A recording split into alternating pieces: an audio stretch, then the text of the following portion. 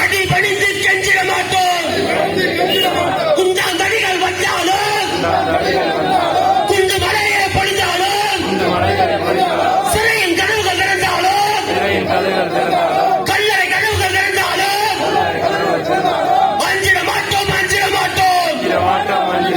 மக்கள் உரிமை மீட்டெடுக்க மரணம் வரை போராட துணிவோம். சவுக்கடிக்கும் சாணி பாலுக்கும் முடிவு கட்டிய கம்யூனிஸ்டுகள்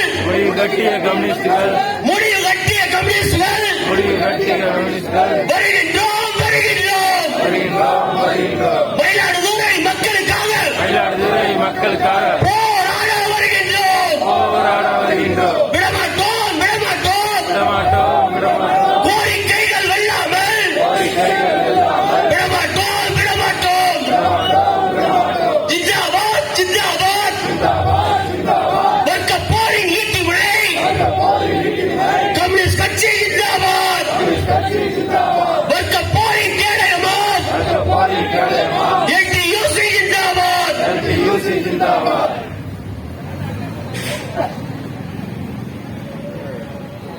அன்புக்குரிய கூட்டத்தினுடைய தலைவர், மயிலாடுதுறை மாவட்ட கம்யூனிஸ்ட் கட்சியினுடைய இடது தொழிற்சங்க மையத்தினுடைய பொறுப்பாளர்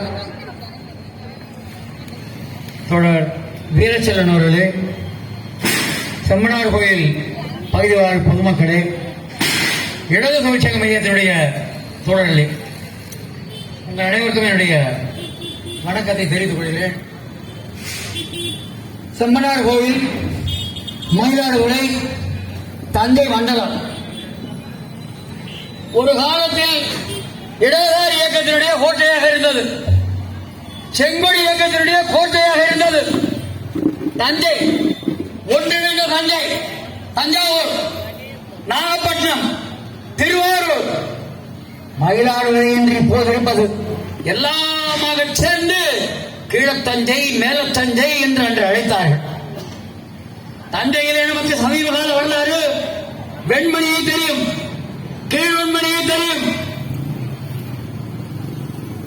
கொஞ்சம் கூலி நெல்லை உயர்த்தி கூடி என்று கேட்டதற்காக 44 பேரை பண்ணை ஆதிக்கம், ஜாதி ஆதிக்கம் உயிரோடு இழுத்துக் கொண்டது. அது 67 நடந்தது. அண்ணாதுரை பொறுப்பெடுத்த பிறகு நடந்தது.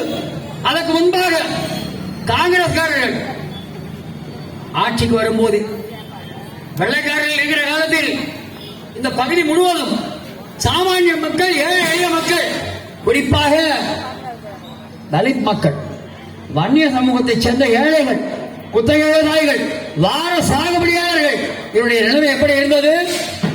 சவுக்கால் அடித்தான் அன்னை சீமான்கள்.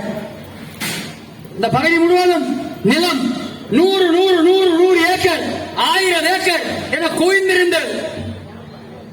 பெரிய மனாதிபதிகள், பெரிய பண்ணை அதிபர்கள், அவர்களுடைய சொந்தமான நிலம் என்று நீங்கள் நடந்தால் நாளெல்லாம் நடக்கலாம்.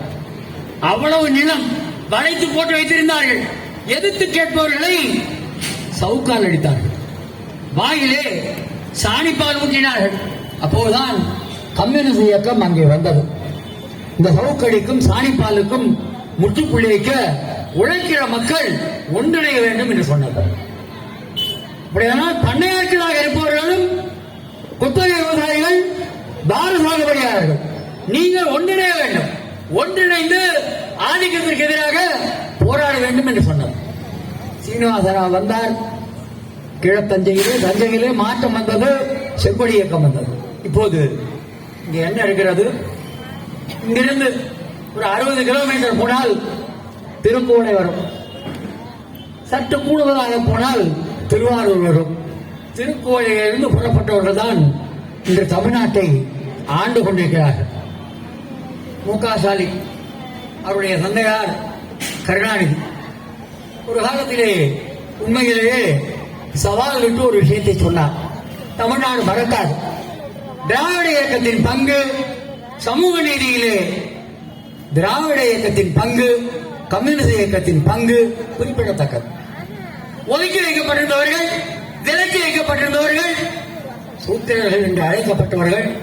பெரியார் முழங்கினார், சூத்திரன் என்றால் ஆத்திரம் கொண்டடி.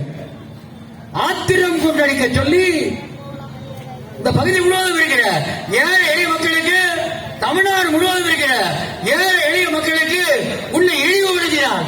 அதை ஏற்றுக்கொள்ளாதே.